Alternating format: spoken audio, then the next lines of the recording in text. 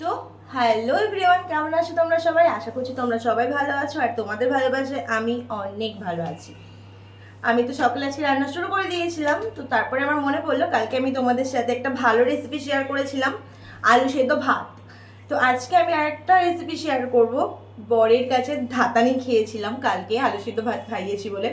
তো আজকে সকাল সকাল আমার জন্য বর বাজারে গেছিলো, নিয়ে এসে একটুখানি খাসির মাংস, তো সেটাই রান্না করব।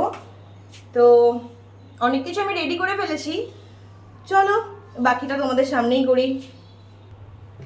এখানে আমি কড়াইতে তেল দিয়ে দিচ্ছি, মাপ মতো তো আমি তেল দিলামই।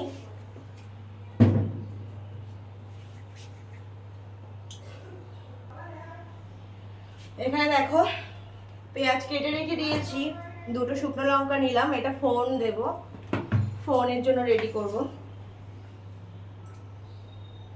ফোড়ন না, ফোড়ন, এটা আমার উচ্চারণ হয় না, তাই আমি আবার বললাম।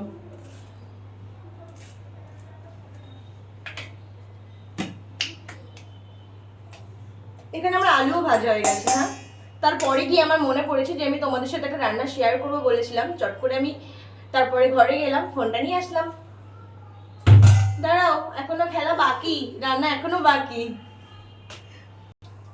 আমার মা বলে তেলের মধ্যে শুকনো লঙ্কা যখন দেবে তখন একটুখানি ছিঁড়ে নেবে, তাহলে কি গায়ের মধ্যে ফুটে আসবে না, মা বলেছিল। সেটা অ্যাপ্লাই করি আমি, সবসময় করি। মা তুমিও দেখবে না ভিডিও, দেখে নাও, কত লক্ষ্মী মেয়ে। টিং টিং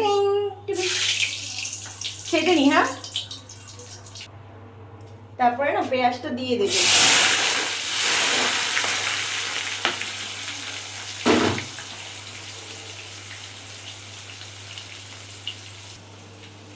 এগুলো দেখতে পাচ্ছ কি কি বলে এগুলোকে? বলো তোমরা। ঘাম? না বাবা, এগুলো ঘাম না, এগুলোকে বলে গ্লামার। গ্লামার, এগুলো ঝরে ঝরে পড়ছে, বুঝতে পেরেছো? এখানে আমি পেঁয়াজটা ভাজছি, পেঁয়াজটা একটু ব্রাউন ব্রাউন কালার করে ভাজবো। তারপরে দেখো আমি মশলাও রেডি করে দিয়ে রেখেছি, মশলাটা দেবো, কষাবো, তারপরে এর মধ্যে মাংসটা দেবো, এরকম এরকম এরকম এরকম ঘেটে ঘেটে রান্না করবো, আদা দিয়ে চেটে বেটে হেভিভাবে রান্না করব। দাঁড়াও, অত দূর পর্যন্ত দেখতে গেলে তোমাদেরকে তো আমার এই ছোট্ট করে ব্লগটা দেখতে হবে, তাই না? তারপরে বুঝতে পারবে যে করলাম কেমন হলো কি না। আর এগুলো দেখতে পাচ্ছ তো, এগুলো কিন্তু গ্লামার, ঘাম ভাববে না, কেমন গ্লামার। গ্লামারগুলো না ঝরে ঝরে পড়ছে। রান্নাঘরে একটু দেখবে তোমরা, সকাল সকাল গিয়ে দেখবে গ্লামার এমনি ঝরে ঝরে পড়বে। আচ্ছা একটা কথা বলি, তোমরা কি কেউ মাংস যখন রান্না করো পেঁয়াজটা ভাজার সময় চিনি দাও? আমি কিন্তু দিই, কারণ আমি শুনেছি পেঁয়াজ ভাজার সময় যদি একটু চিনি দেওয়া হয় কালারটা নাকি খুব সুন্দর আসে। এটাও আমার মা বলেছিল, অ্যাপ্লাই সবসময় করি। আচ্ছা, আমি তো না হয় গরমের মধ্যে রান্নাঘরে গ্লামার বের করছি গা থেকে, তোমরা কি করছো বাড়ি বসে? খাটের পরে বসে বসে ফোন টেপো, না চেয়ারে বসে, না টিভি দেখছো, না কি করছো, নাকি ল্যাদ খাচ্ছ, কোনটা? একটু কমেন্টে একটু বলো কি করছো। সবসময় তো আমিই শেয়ার করি যে আমি কি করি কি বৃত্তান্ত, তোমরা একটু বলো, একটু মজা পাই আর কি। কথা বলতে বলতে বলে ফেলি, মশলা দিয়ে দিয়েছি, ওদিকে মশলাটা একটু সুন্দর করে ভাজা হোক। এখানে দেখো আমি বললাম তোমাদেরকে মাংসটা আমি সিদ্ধ করে রেখেছি প্রেসারে। তো তারপরে মশলাটা ভাজা হয়ে গেলে ওর মধ্যে মাংসটা দিয়ে দেবো, তারপরে তোমাদেরকে আমি দেখাবো যে কেমন রান্না হয়।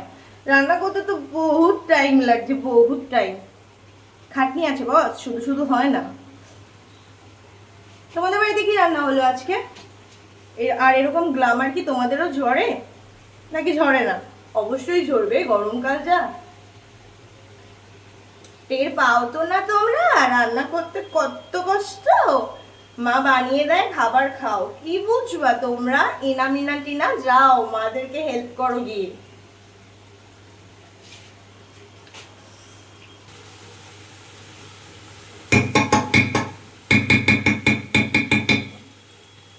মশলা কষা কমপ্লিট, এবার আমরা মাংসটাকে দিয়ে দিই।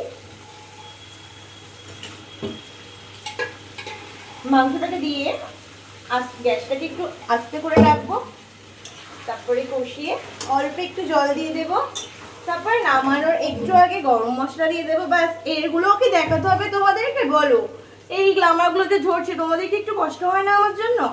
আমি একটু করি রান্নাটা। তো বাই বাই গাইস, আজকের ব্লগ এইটুকুই। তোমরা সবাই সবাই ভালো থেকো আর আমাকে একটুখানি যদি পারো সাপোর্ট করো। টাটা।